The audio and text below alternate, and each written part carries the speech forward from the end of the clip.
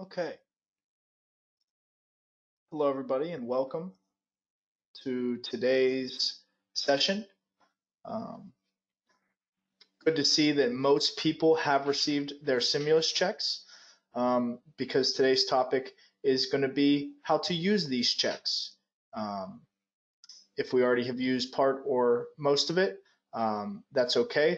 Let us use this as a lesson not only for stimulus checks, but for other checks, whether they are tax refunds or other one-time checks that we might be getting.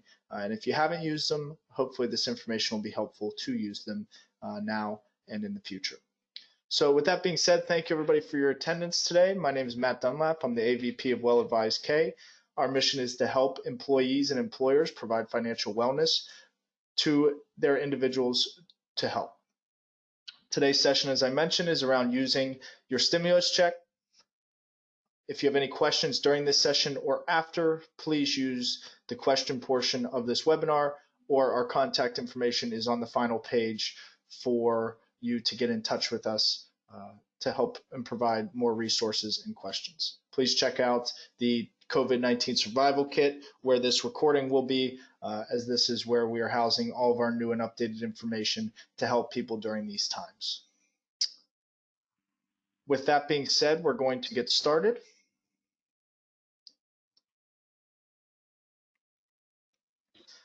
This is one of my favorite quotes as it relates to personal finance. It's one that we use quite often, and it's the best time to plant a tree is 20 years ago. The second best time is now. It's a Chinese proverb that really is saying, from a financial perspective, obviously, when we look back, there's things we could do differently in the past that could put us in a better place for today, but we can't go back in time.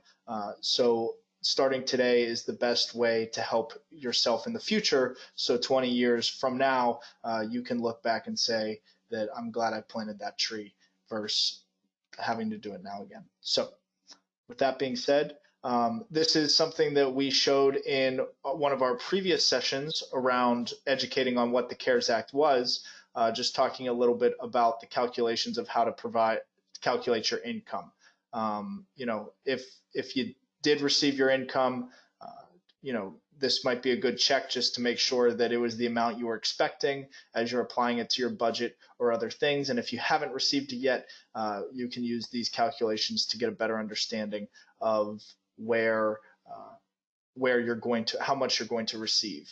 If you missed that session, it's on our website, as I mentioned, on the survival toolkit, where you can get a full session on how to calculate and get a better understanding of what and how much you will be receiving and when you will be receiving it.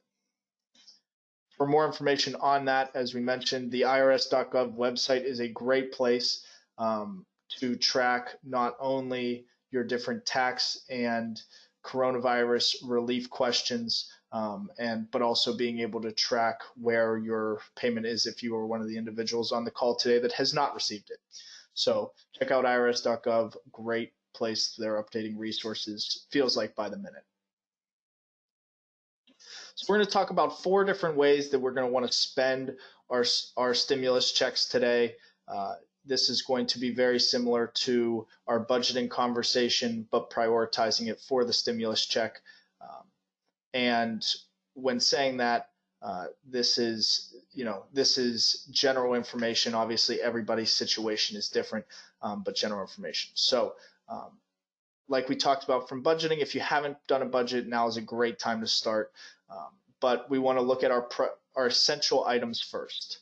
So food, medication, housing, and utilities, water, heat, electricity, things like that, are what we normally consider essentials. If from a budgeting perspective or an income perspective, you can't meet the needs in these 4 main categories from an essentials perspective, we want to put at least some, if not all, of our stimulus check towards that basic essential needs, living needs. So that would be first and foremost of how we want to spend this check. Second is emergency savings. I'm sure the numbers are different and growing every day, but as it was in the beginning of the year, over 50% of America can't afford a $400 shock claim because of a lack of emergency fund. If you do have an emergency fund on this call, kudos to you. If you do not, please contact us. We have great resources and partners that actually can provide emergency funds, direct deposits, emergency funds for you and your loved ones to help during a time of need or a shock claim. So we want to apply the 10% rule as it talks about providing savings in emergency. 10% of income, whether that's after tax or before tax, we want to provide 10% of our total take home towards savings. If you can't get to 10%, that's okay. We want to work towards that, but we want to be saving something every pay period and every month to help build a safety net for ourselves.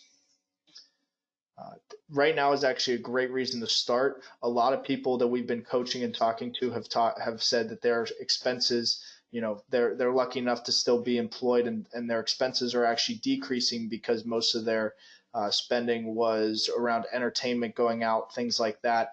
And a lot of that has stopped during social distancing. So we have heard some individuals that have increased their expenses have decreased. And if that's the case and you don't have an emergency savings account, now is a great time on a weekly pay period. If it's weekly, bi-weekly, monthly, a great time to start putting some money away towards an emergency savings account or any type of savings, but really want to start building that emergency savings if we can. The third thing we want to do is making payments on different items, whether it's rent, mortgages, or auto, making sure that we're staying up to date. There's a lot of lending opportunities where they are letting you delay payments. That is great if you can't make them, but that is not an excuse to just not make the payments. If you can, we want to make the payments and stay up to date. And the stimulus check is a great way to help you stay up to date on your payments if possible. If you're not aware of opportunities, contact your landlords and lenders and see what assistance they are providing if you are allocating your stimulus check and you still don't have enough. But we want to try and stay up on our payments and use this money for extra savings and things like that, and extra utilities if we can. And a little play on the Back to Future slash 20 years from now versus today. So hopefully somebody at least enjoyed that. Fourth is paying off unsecured debt. This is credit cards, personal loans, medical bills. We want to make payments on these. We obviously want to be making the minimum payments. Again, check with your lenders if you have any questions about delaying payments if you can't make them. But we do want to try and make minimum payments as much as possible. If we've made the minimum payments, if we've paid our basic essential items, and we have created a savings, the next thing would be starting to paying down on the principal. The quicker we can pay down on the principal of any unsecured debt that we have, the quicker that the expense will be paid off, and actually the less we'll be paying because we're going to be reducing our total interest due on that item. So if you can start paying down principal with some of these items, it is a great way to actually help lower your overall expenses for these items and get a jump start on paying off debt for a better financial tomorrow. So those are the four main that we really want to look at today. It's the essential, the emergency, the making the payments, and the unsecured debt. So we're going to take a second now, and I'm going to ask everybody, whether it's on their computer or pen and paper or notes on their phone, to write down how you are going to spend your stimulus check. And if you have started spending on your stimulus check, write down how you've spent it. Remember that we want to use our SMART goals, and that's being specific, measurable, action-oriented, realistic, and timely. If you missed our SMART goals session, there are plenty of video resources on our website to go back and look at that, but take a second, make a SMART goal as it relates to how we're going to spend our stimulus check, and we'll be back in a second.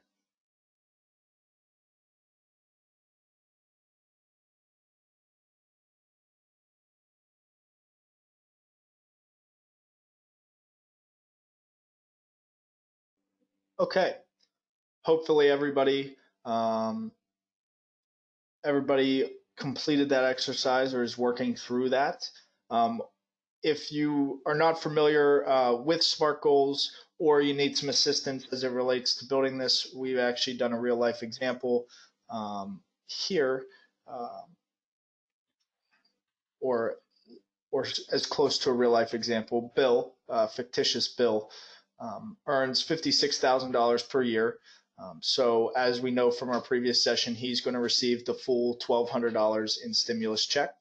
Um, Below, Bill has his budget of, or at least a condensed version of his budget based on his items and different things that he has. Um, right now, so this is what he has budgeted for based on his income, what he's budgeting for during these times. So as you can see now, Bill has not been listening to our sessions and currently doesn't have any emergency savings. Um, so we're going to have to talk to him and hopefully that he'll get started on that soon. So the next section is what he needs. So based on his bills are coming in and different things, obviously, as we've talked about what we've budgeted for versus what the needs of the expenses are, we want to make those as accurate as possible, but there's always going to be adjustments. So thankfully with Bill's stimulus check, as you can see, some of these items, he's going to need more than he actually budgeted for. And the stimulus check is going to come in handy to help make those payments. So um, as you can see, Bill knows he needs to be saving, but just isn't at this time. So with that being said, here is the list of what Bill is going to allocate his stimulus check towards. He's going to put some towards food, medication, the rent matched up, so no need there. A little help on utilities, and Bill is going to start saving. So Bill's putting a large amount, relatively, towards his savings, so that he can get a jump start on his emergency savings account and get started. He's also making not only the minimum payments on both of his credit cards, but paying down some of the principal so that the interest long term can be reduced and he can have a lower total expense on those different cards. So Bill's SMART goal, right, would be Bill is going to allocate based on his below budget, which is being specific and it's being realistic.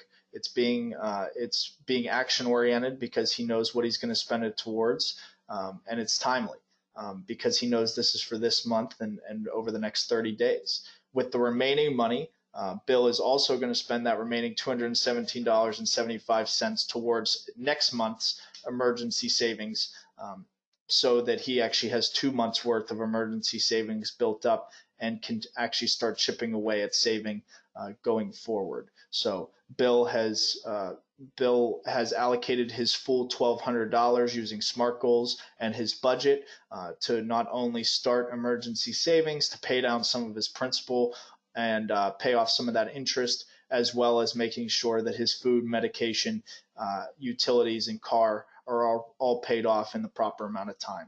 So, Bill's using all of the things we've learned over the last 6-7 sessions to the fullest to allocate this stimulus check.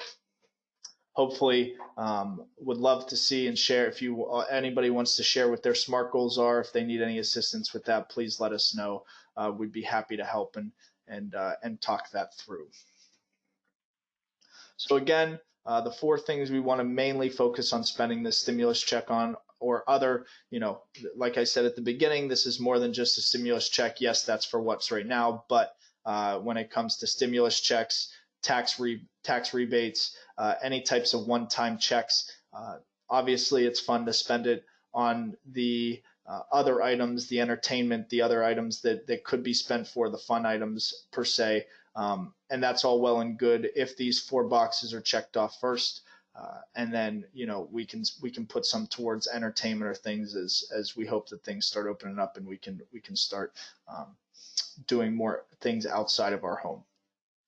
So with that being said, I want to thank everybody for our time today. Be sure to join Spark Unplug every Monday at noon. There is sign up information and registration information on our website if you haven't already done that. Some great sessions recently as it relates to mindfulness and helping individuals during these times and creating a place from a mental perspective of assistance. So thank you all for attending. As we have shared before, our contact information is here at welladvisedk.com. You can call us at 412-237-2126 or contact us via email at info@welladvisedltd.com. Again, thank you, everybody. Hopefully this information was valuable today.